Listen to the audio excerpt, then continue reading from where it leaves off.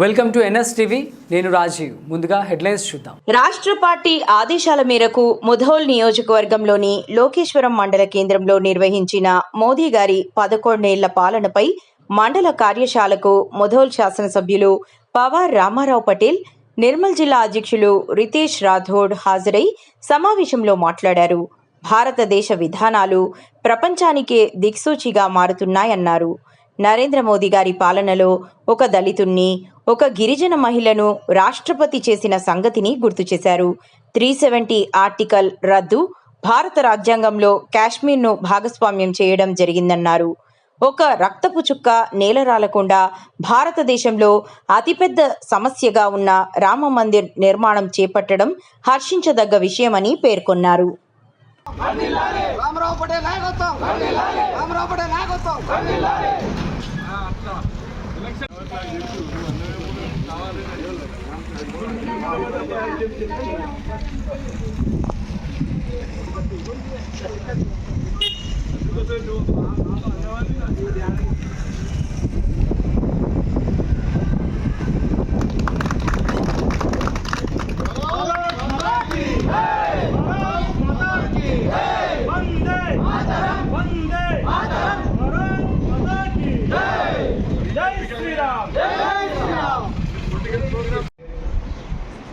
మన నరేంద్ర మోదీ గారి భారతీయ జనతా పార్టీ కేంద్రంలో ఉన్న సర్కారు ఏం చేస్తుంది, దేశం కోసం, ధర్మం కోసం, అదేవిధంగా రైతు కుటుంబాల కోసం మన సబ్సిడీ ఏ విధంగా ఇస్తుంది, ఇప్పుడు వాళ్ళకు చేసిన పని ఏదైతే ఉంది ఎవరు కూడా చేయలేకపోతే పని చేసిన జనత మన ఇలా భారతీయ జనతా పార్టీ నరేంద్ర మోదీ గారిని చెప్పడం అవసరం ఉందని ఒకటి ఈ జూన్ నెలలో ఆయన 11 సంవత్సరాలు పూర్తి చేసింది. ఈ జూన్ నెలలోనే ఒక నల్ల బ్లాక్ డే జూన్ నెలలోనే అయింది. ఎందుకంటే ఇందిరాగాంధీ కాంగ్రెస్ పార్టీలో మన భారతదేశానికి ఎమర్జెన్సీ డిక్లేర్ చేశారు. ఈ జూన్ నెలలోనే శ్యామ్ ప్రసాద్ ముఖర్జీ బందీలో మనం ఏదైతే సంస్థాపక మన భారతీయ జనతా పార్టీ ఏదైతే స్థాపించిందో మన స్వాతంత్రం వచ్చిన తర్వాత ఆ బలిదానం దినం కూడా ఈ జూన్ నెలలోనే జరిగింది. ఈ జూన్ నెల అంటే అతి ముఖ్యమైన మన దేశానికి నెల. ఈరోజు మనం ఈ లోకేశ్వర మండలంలో సమావేశం జరుపుకుంటున్నాం. ఈ సమావేశానికి సభాధ్యక్షుడు వహించిన మన లోకేశ్వర మండల్ పార్టీ అధ్యక్షులు సాయన్న గారు ఆర్టికల్ రద్దు చేసి ఒకటే దేశం, ఒకటే నినాదం ఉండాలా, వేరే జెండా మన దేశంలో ఉండదని 370 ఆర్టికల్ తీసుకొని జమ్మూ కాశ్మీర్లో రద్దు చేయడానికి మన నరేంద్ర మోదీ గారు చేసిన ఘనత మనం గర్వంగా చెప్తాం. ఎందుకంటే ఆ రోజు శ్యామ్ ప్రసాద్ ముఖర్జీ గారు పండిత్ జవహర్లాల్ నెహ్రూ ప్రధానమంత్రి ఉన్నప్పుడు ఒకటే దేశం, ఒకటే జెండా ఉండాలని చెప్పిన తర్వాత కూడా ఆయన జమ్మూ కాశ్మీర్లో 370 ఆర్టికల్ ఇవ్వడం జరిగింది. దానికి వ్యతిరేకం చేసి ఆయన భారతీయ జనతా పార్టీ స్థాపించింది. అప్పటి నుంచే స్టార్ట్ అయింది. అదేవిధంగా మన రాజ్యాంగం రాసిన డాక్టర్ బాబాసాహెబ్ అంబేద్కర్ కూడా వ్యతిరేకం చేసి పార్టీకి రిజైన్ చేసిన ఘనత డాక్టర్ బాబాసాహెబ్ అంబేద్కర్కి. ఈ మనం ప్రజలలో తీసుకపోవడం అవసరం ఉంది. ఎందుకంటే 370 ఆర్టికల్ మన దేశంలో ఉండద్దు, అందరికీ ఒకటే న్యాయం, ఒకటే దేశం, ఒకటే కానూన్ ఉండాలని చెప్పడం జరిగింది. అదేవిధంగా కొన్ని వందల సంవత్సరాల నుంచి రామ మందిరం పెండింగ్.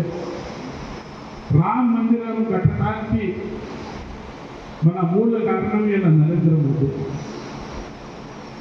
ఒకటి నరేంద్ర మోదీ గారు కట్టినంటే కేంద్ర ప్రభుత్వం పైసలు ఇవ్వాలి, యూపీ ప్రభుత్వం పైసలు ఇవ్వాలి.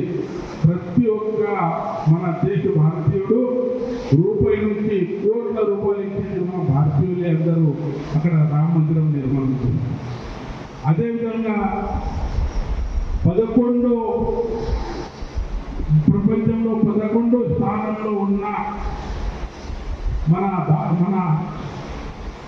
భారతదేశం ఇలా 4 విషయాలకు ఇచ్చిన ఘనత మన నరేంద్ర మోదీ గారి.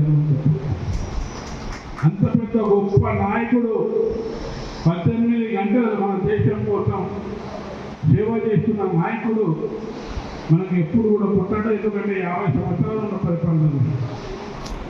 ఇక ఇక్కడ 10 సంవత్సరాల నుంచి కేసీఆర్ చేశాడు, ఇప్పుడు 18 నెలల నుంచి రేవంత్ రెడ్డి పరిపాలన చేశాడు. దానికి మనం ఖచ్చితంగా చెప్పే అవసరం ఉంది. 10 సంవత్సరాల నుంచి ఏం చేయలేదు మన రాష్ట్రంలో. ఈయన మన దగ్గర బాసర్లో రైల్వే స్టేషన్ పునరుద్ధరణ, డబల్ లైన్ రైల్వే, మన రైల్వే అవుతుంది. ఇలా నేషనల్ హైవే మనం ఎంత చక్కగా దూరంలో బాసర్ నుంచి నిర్మల్ వరకు తొందరగా పోతున్నాం. ఇప్పటి చేసిన ఘనత మన నరేంద్ర మోదీ కేంద్ర ప్రభుత్వం చెప్పడం అవుతుంది. అదేవిధంగా ఇలా మేము ఆచరిస్తున్నాం తొందరగా ఇస్తున్నామని బార్బార్ మన కాంగ్రెస్ ప్రభుత్వం చెప్తుంది. మీ ఇచ్చిన 6 కిలోల 5 కిలోలు మన కేంద్ర ప్రభుత్వం నరేంద్ర మోదీ గారు ఇచ్చిందని చెప్పాలి. మీరు 1 కిలో ఇస్తున్నారు, 5 కిలోలు మేము ఇస్తాం. అదేవిధంగా ఈయన రైతు కుటుంబం 95% మనం రైతు కుటుంబం అంటారు. ఈయన రైతు కుటుంబాలకు యూరియా డిఏపి ఏదైతే సబ్సిడీ ఉంది, ఇప్పుడే నేను సబ్సిడీ గురించి 2183 రూపాయలు ఈరోజు మనకి యూరియాకు సబ్సిడీ వస్తుంది. అదేవిధంగా డిఏపికు 2501 రూపాయలు మనకి డిఏపికి సబ్సిడీ. అది ఎవరు ఇస్తున్నారు? మన కేంద్ర ప్రభుత్వం నరేంద్ర మోదీ గారు ఇస్తామని చెప్పడం అవసరం ఉంది. ఒక్కొక్క రైతు కుటుంబానికి 1 ఎకర్ ఏదైనా పంట పెడితే 10 కిలోలు డిఏపి కావాలా, 10 కిలోలు యూరియా కావాలా. 10 కిలోలు డిఏపి అంటే 25,000 రూపాయలు, 10 కిలోలు యూరియా